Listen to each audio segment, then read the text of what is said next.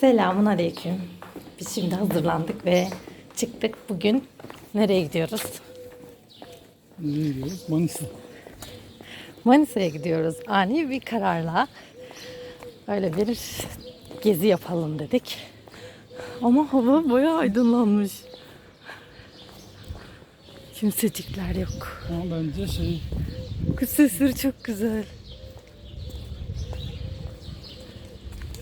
neyle gideceğimizi söyledin mi? Hayır, onu gideceğimiz yerde göstereceğim.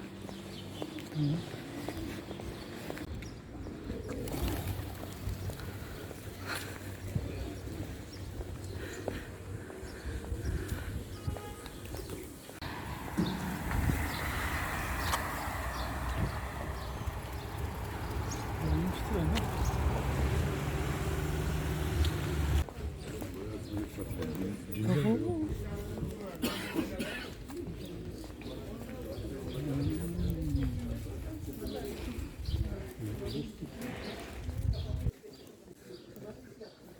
Bizim biletlerimizi çıkarır mısın?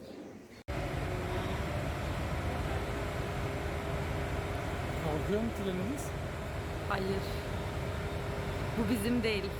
Bizim treninize yer açmak için bu tren gidiyor.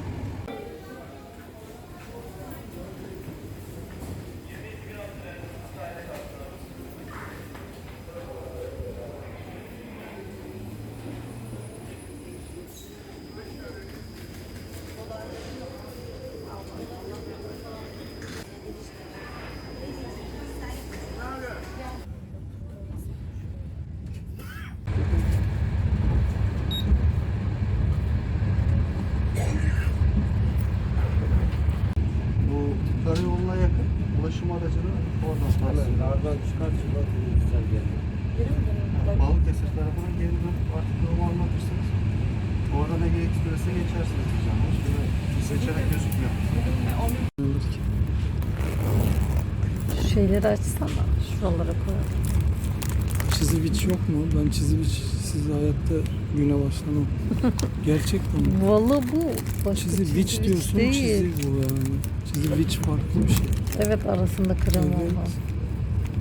Ne olacak, ne var İkisini sen zaten? yapıyorsun. Yürü git ya, yalan konuşayım. Ya vallahi çiziviç olmalı. Abartma istersen. Şunu biz... Diğerini koydun mu? Aha. Bunu artık buraya koyalım. Sanki yani var ya şeysiz de hayatta işte eti puf olmadan bizim yolculuk yapmamız düşünülemez mi yani? Ya öyle ne varsa atıştırmalı kaldım yani. Kahvaltıya orada olacağız diye saat normalde 8 çeyrekte orada gözüküyorduk ama şu an 9'u falan geçecek. Bence yani iyi herhalde. oldu. Erken gitmekten daha iyidir ya. Yapacak bir şey yok.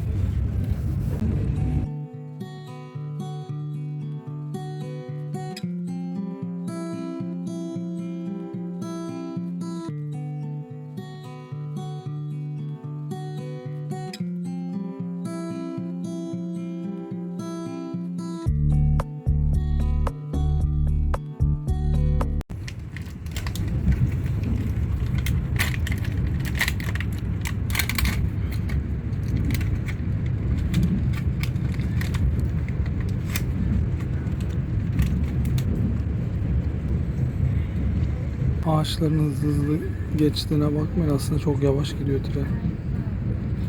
Yok, aslında bence normal gidiyor. Sen bilmemişsin. Bir şey söyleyeyim mi? Ben ilk defa mı tren? Yok, ikinci defa biniyorum.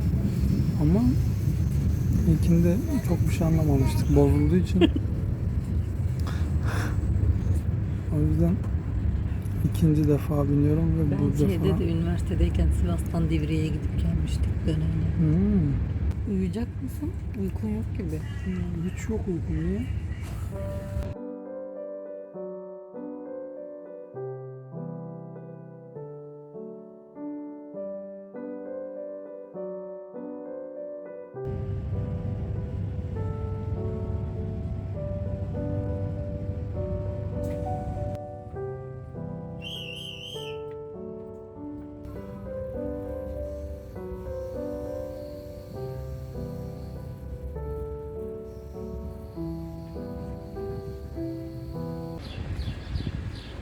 Ve biz geldik Manisa'ya.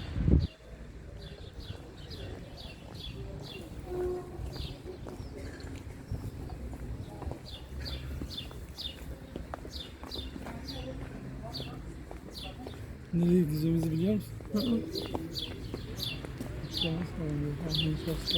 Evet çay var. Çay var. Ve yine çay var. İnanamıyorum.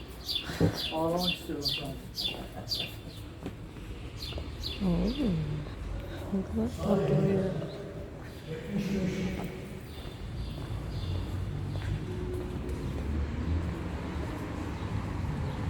Ne güzel, hemen Balıkesir'inki gibi şehrin merkezinde tren garı. Yani şehrin Ben merkezinde direkt- belki değildir bilmiyoruz ama şu an.